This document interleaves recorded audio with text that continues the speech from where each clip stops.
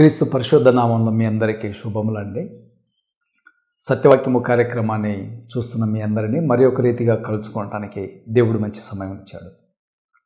ఈ ప్రాముఖ్యమైనటువంటి సమయంలో నేను చెప్పాలనుకున్నటువంటి లేఖన భాగం ఏమనగా, నాలుకను జాగ్రత్తగా కాపాడుకొనుట అనేటువంటి అంశాన్ని తెలియజేస్తున్నాను. నాలుకను జాగ్రత్తగా కాపాడుకోవాలి. అది ఎంత ప్రమాదకరమో నాలుక అనేది బైబిల్ గ్రంథం చెబుతుంది. యాకోబు రాసినటువంటి పత్రిక 3వ అధ్యాయం 9వ వచనంలో, దీనితో తండ్రి అయిన ప్రభువును స్తుతింతుము, దీనితోనే దేవుని పోలికగా పుట్టిన మనుషులను శపింతుము. చూశారండి, ఇదే నాలుక, ఒకే నాలుక. ఒక వ్యక్తి దేవుని స్తుతించుతుంది, మనుషుని పోలికగా పుట్టినటువంటి వాడిని, దేవుని పోలికగా పుట్టిన మనుషులను శపించుచున్నాము. ఒకే నాలుక అండి ఇది. ఒకటేమో దేవుని స్తోత్రం అంటున్నాము, మరొకటేమో శపించుచున్నాము. 10వ వచనంలో, ఒక్క నోటి నుండి ఆశీర్వచనము శాపవచనము బయలువెళ్ళును. నా సహోదరులారా, ఇలాగుండకూడదు. ఏమంటున్నాడు? దేవుడు మనకు ఒకే నాలుక ఇచ్చాడు. నువ్వు మనుషులను శపించేటువంటి వ్యక్తిగా ఉండకూడదు. ఆశీర్వచనములు నీ నోటి నుంచి వచ్చేటువంటి వ్యక్తిగా ఉండాలి. సరే, మరి ఇలా అయితే ఏంటండి? పాత నిబంధనలో ప్రవక్తలు ఎలీషా కానీ ఏలియా కానీ అనేకులను శపించారు. వాళ్ళు శపిస్తే చనిపోయారు. ఈ శాపనార్థాలు ఎందుకు అనేది మనకు తెలిసినటువంటి విషయం. అయితే న్యూ టెస్టిమెంట్, క్రొత్త నిబంధన గ్రంథము, నువ్వు ఎవరిని శపించకూడదు. నేను కొట్టిన వాడిని కొట్టకూడదు, తిట్టిన వాడిని తిట్టకూడదు, నువ్వు పగ తీర్చుకోకూడదు, నేను హింసించిన వాడిని ప్రేమించాలి, నేను హింసించిన వాడిని దూషించకూడదు. ఇది క్రొత్త నిబంధన యొక్క సిద్ధాంతము. అందుకని ఇంకొక లేఖనం చూసినట్లయితే, యాకోబు రాసినటువంటి పత్రిక 3వ అధ్యాయం 2వ వచనంలో, అనేక విషయములలో మనం అందరము తప్పిపోవచ్చున్నాము. ఎవడైనను మాట యందు తప్పిన ఎడల అట్టివాడు లోపము లేనివాడై తన సర్వ శరీరమును స్వాధీనపరుచుకుని శక్తి గలవాడగును. అనేక విషయములలో, ఒకరు కాదంట, మనమందరము తప్పిపోవచ్చున్నాము. ఎవడైనను మాట యందు తప్పని ఎడల అట్టివాడు లోపము లేనివాడై తన సర్వ శరీరమును స్వాధీనమంచుకొనకు శక్తి గలవాడగును. ఎవడైతే మాట యందు నిలబడినటువంటి వ్యక్తి తన సర్వ శరీరమును స్వాధీనపరుచుకుని వాడై ఉన్నాడు. ఈ సర్వ శరీరము అంతయు కూడా ఈ చిన్న నాలుక మీద ఆధారపడింది. మీరు జాగ్రత్తగా గమనించండి. మనుషుడు తినుట వలన అపవిత్రపరచబడడు, కానీ హృదయములో నుంచి వచ్చే మాట వలన అపవిత్రపరచబడును. ఈ నాలుక వలన అపవిత్రపరచబడును. అయితే ఇంకొక వచనం చెప్పబడుతుంది 3వ వచనంలో, గుర్రములు మనకు లోబడుటకై నోటికి కళ్యము పెట్టి వాటి శరీరం అంతయు త్రిపుదము కదా. 4వ వచనంలో, ఓడలను కూడా చూడవి ఎంత గొప్పవో, పెనుగాలికి కొట్టుకొని పోబడినను ఓడ నడుపు వాని ఉద్దేశము చొప్పున మిక్కిలి చిన్నదగు చుక్కాని చేత త్రిప్పబడును. అలాగే నాలుక కూడా చిన్న అవయమైనను బహుగా అదిరిపడును. ఎంత కొంచెము నిప్పు ఎంత విస్తారమైన అడవిని తగులబెట్టును. నాలుక అగ్నియే. ఇది ఒక అగ్ని అండి. ఇది చూడండి, నాలుక మన అవయములలో ఉంచబడిన పాప ప్రపంచమైన సర్వ శరీరమునకు మాలిన్యము కలుగజేయు ప్రకృతి చక్రమునకు చిచ్చు పెట్టును. అది నరకము చేత చిచ్చు పెట్టబడును. మీరు ఎప్పుడైనా చదివి ఉంటారు ఈ లేఖనాన్ని జాగ్రత్తగా ఆలోచన చేస్తే, నాలుక ఏంటంటే, ఒకటి అగ్ని అంట. ఇది నాలుక మన అవయములలో ఉంచబడిన పాప ప్రపంచమైన సర్వ శరీరమునకు మాలిన్యము, పాప ప్రపంచమునకు సర్వ శరీరమునకు మాలిన్యము కలుగచేయును, ప్రకృతి చక్రమునకు చిచ్చు పెట్టునంట. అది నరకము చేత చిచ్చు పెట్టబడును. ఇంకోటి కూడా చెప్పాలంటే, ఏదో అంటుంటారు, సామెతలు అంటారు, పాముకు కూరల్లో విషం ఉంటుందంట. పాముకు కూరల్లో ఉంటుంది. అయితే మనిషికి విషం ఎక్కడ ఉంటుంది అంటే నాలుకలో ఉంటుంది. మనిషికి విషమే ఇది. ఏంటది? పాప ప్రచండమైన సర్వ శరీరమునకు మాలిన్యం. ఇది మన దేహాన్ని అంతటి కూడా, మన శరీరాన్ని అంతటిని కూడా ఇది అపవిత్రపరిచేటువంటిది. అందుకే ఇంత చిన్న అగ్ని ఎంత పెద్ద కొండను కాల్చివేస్తుంది. చిన్న కళ్ళెము గుర్రము యొక్క దేహాన్ని మొత్తాన్ని శరీరమును త్రిప్పుచున్నది. ఒక చిన్న చుక్కాని ఒక ఓడ అంతటిని కూడా తిప్పుతున్నది. అలాగే చిన్న నాలుక మన దేహాన్ని, మన శరీరమును అపవిత్రపరుచుతున్నదని బైబిల్ గ్రంథం చెబుతుంది. రెండో విషయం దీంట్లోనే, అప్రమాణము చేయుచున్నది. అబద్ధముగా ప్రమాణం చేస్తుంది నాలుక. ఎలా చేస్తుందో చూడండి. మత్తయి సువార్త 5:33 మరియు నీవు అప్రమాణము చేయక నీ ప్రమాణములను ప్రభువునకు చెల్లింపవలెనని పూర్వీకులతో చెప్పబడిన మాట మీరు విన్నారు కదా.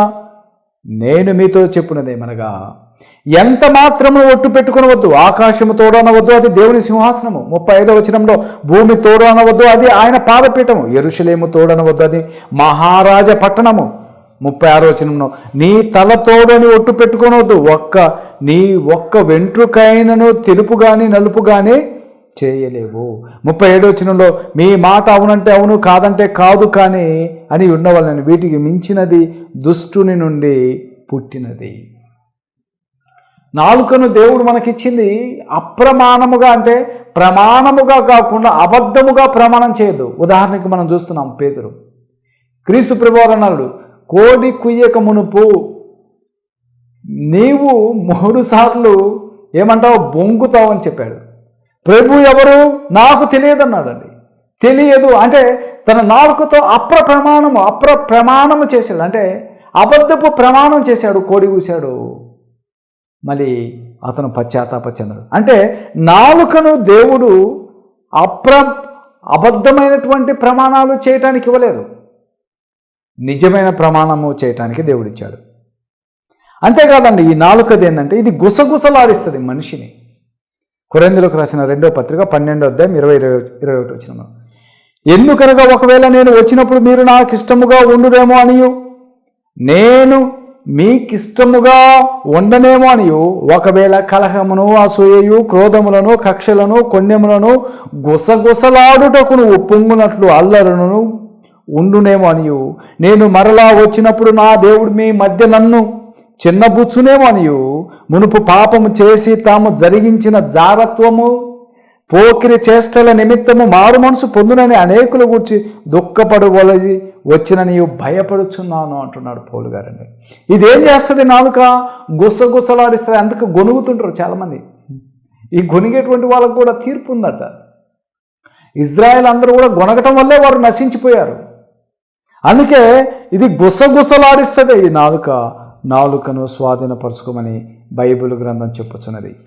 అంతేకాదండి, ఈ నాలుకను జాగ్రత్తగా ఉంచుటలో కొండ్రెగాన్లు చేయుట. కొండ్రెగాన్లు అంటే రోమాపత్రిక 12:9 అట్టి వారు సమస్తమైన దుర్నీతి చేతను, దుష్టత్వము చేతను, లోభము చేతను, ఈర్ష్య చేతను నిండుకొని మత్సరమును, నరహత్య, కలహము, కపటము, వైరములతో వాటితో నిండిన వారై. 30 చూడండి. కొండెగాండ్రును, అపవాదకులను, దేవద్వేషులను, హింసకులను, అహంకారులను, బింకములాడువారును, చెడ్డవాటిని కల్పించువారును, తల్లిదండ్రులకు అవిధేయులు, మాట తప్పువారు, అనురాగరహితులు, నిరర్ధులై ఉన్నారు. అయితే ఈ నాలుక ఏం చేస్తుంది? కొండెగాండ్రు అనగా సమస్త దుర్నీతి చేతను, దుష్టత్వము చేతను, లోభము చేతను, ఈర్ష్య చేతను నిండుకొని మత్సరము, నరహత్య, కలహము, కపటమైనను, అంతేకాదు దేవదూషణ ఇవన్నీ కూడా చేస్తుంది. అంతేకాదు చెడ్డవాటిని కల్పించువాడును లేనటువంటి సృష్టిస్తుంది. అందుకే ఈ కొండెగాండ్రు చాలామంది ఉన్నారు బైబిల్ గ్రంథంలో. కొండెగాండ్రు అంటే చెడ్డ వాటిని కల్పించడం, లేని చెప్పడం, అబద్ధపు సాక్ష్యాలు చెప్పడానే కొండెగాండ్రు అంటారు. అంతేకాదండి, నాలుక ఇంకా ఏం చేస్తుందంటే ఇది దూషణ మాటలు పలుకుతుందండి. రోమాపత్రిక 2:24 వ్రాయబడిన ప్రకారము మిమ్మును బట్టియే కదా దేవుని నామము అన్యజనులలో మధ్యను దూషింపబడుచున్నది. ఏంటండి? దేవుని నామమును దూషింపబడేలా చేస్తుంది నాలుక. అందుకే నాలుకను స్వాధీనపరుచుకున్నవాడు ఎవడు? ఆ నాలుకను జాగ్రత్తగా కాపాడుకోవాలి. నీవు పెదవులతో మాట్లాడేటప్పుడు నీ మనసు నీ స్వాధీనంలో ఉండి మాట్లాడాలి. నువ్వు మాట్లాడేటప్పుడు నీ నాలుకను విచ్చలవిడిగా వదిలేసి నాలుకను తప్పి మాట్లాడితే అది నీ శరీరమును అపవిత్రపరుస్తుంది. నోరు ఉన్నది కదా అని నాలుకతో నీ ఇష్టం వచ్చినట్టు మాట్లాడకూడదు. అది నీ దేహమును కాల్చివేస్తుంది. అది పాప ప్రచండమైన మాలిన్యం అంటది. అని బైబిల్ గ్రంథం స్పష్టంగా మాట్లాడుతుంది. అందుకే అంటున్నాడు యాకోబు రాసినటువంటి పత్రిక 2వ అధ్యాయం 7వ వచనం చూడండి. మీకు పెట్టబడిన శ్రేష్టమైన నామమును దూషించువారు వీరే కదా. ఏం చేస్తుందండి ఈ నాలుక? పెట్టబడిన శ్రేష్టమైన దేవుని యొక్క నామమును దూషించుతున్నారు. పేతురు రాసిన మొదటి పత్రిక 2:12 ప్రభువు దయాళుడని మీరు రుచి చూసి ఉండేలా సమస్తమైన దుష్టత్వమును, సమస్తమైన కపటమును, వేషధారణను, అసూయయు, సమస్త దూషణ మాటల నుండి క్రొత్తగా జన్మించిన శిశువును పోలిన వారై నిర్మలమైన వాక్యము పాల వలన రక్షణ విషయంలో ఎదుగు నిమిత్తం ఆ పాలను అపేక్షించుడే. సమస్తమైన దూషణ మాటలను మర్చిపోయి క్రొత్తగా జన్మించినటువంటి శిశువును పోలిన వారై ఆ దేవుని యొక్క వాక్యమును మీరు వెంబడించమనుడి అని చెప్పబడింది. చివరిగా ఈ యొక్క నాలుక ఏంటంటే, ఈ నాలుక మరణకరమైన విషముతో నిండినది. ఈ నాలుకకేముంది? మరణకరమైన విషం ఎక్కడుందంటే నాలుకలో ఉంది. చూసారా? యాకోబు రాసిన పత్రిక 3వ అధ్యాయం 8వ వచనంలో ఏ నరుడు నాలుకను సాధు చేయనేరడు. ఇదండి, అది మరణకరమైన విషముతో ఏముందంట? అది మరణకరమైన విషముతో నిండినది, అది నిరర్గళమైన దుష్టత్వమే. మీరు చూశారు కదా, ఇందాక చెప్పాను, పాముకు విషం ఎక్కడుంటుంది? కోరల్లో ఉంటుంది. అయితే మనుషునికి విషం ఉంటుంది. మనుషుడికి ఎక్కడ ఉంటుంది విషము? తలకాయలోనా, ముక్కులోనా, నోటిలోనా? ఏ దేహంలో కాదు.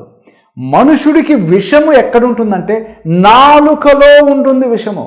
అందుకంటున్నాడు అది మరణకరమైన విషముతో నిండినది నాలుక. అది బైబిల్ గ్రంథం చెప్తుంది. అందుకే మనుషుడు తినుట వలన అపవిత్రపరచబడడు, కానీ హృదయంలో నుంచి వచ్చే మాటల వలన అపవిత్రపరచబడను. ఈ నాలుకను స్వాధీనపరచుకోవాలని బైబిల్ గ్రంథం చెప్పుచున్నది. చివరిగా మత్తయి సువార్త 12వ అధ్యాయం 35వ వచనంలో సజ్జనుడు తన మంచి ధననిధిలో నుండి సద్విషయములను తెచ్చును, దుర్జనుడు తన చెడ్డ ధననిధిలో నుండి దుర్విషయములను తెచ్చును. నేను మీతో చెప్పినదేమనగా మనుషులు పలుకుపై వ్యర్థమైన ప్రతి మాటను గూర్చి విమర్శ దినమున లెక్క చెప్పవలసి ఉండెను. దేవుడు ఈ దేహములో నాలుక అనేది చాలా భయంకరమైనది. ఈ నాలుక ఈ దేహాన్ని, శరీరమును మొత్తాన్ని అపవిత్రపరుస్తుంది. అబద్ధాల ద్వారా, లేకుంటే దూషణ ద్వారా, మనుషులను ద్వేషించడం ద్వారా, మనుషులను అసహించుకోవడం ద్వారా ఇది పాప ప్రపంచముతో నిండిది. అందుకే నువ్వు నాలుకను స్వాధీనపరుచుకుంటే అది నీ దేహాన్ని కాపాడుతుంది, నీ శరీరమును. లేకుంటే ఇది నిన్ను కాల్చివేసేలా చేస్తుంది. కాల్చివేయడం అంటే భూమి మీద కాదు, నరకములో, పాతాళ లోకములో నిన్ను కాల్చి వేస్తుందని బైబిల్ గ్రంథం చెబుతుంది.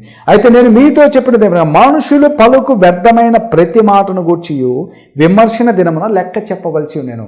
అంటే మనుషుడు నోరు ఉన్నదని నీవు ఇష్టం వచ్చినట్టు మాట్లాడితే విమర్శ దినమున నీవు ఖచ్చితముగా లెక్క చెప్పాలని బైబిల్ గ్రంథం స్పష్టంగా మాట్లాడుతుంది. యేసుక్రీస్తు నామములో మీ అందరికీ వందనాలు, శుభములు. ఆమేన్.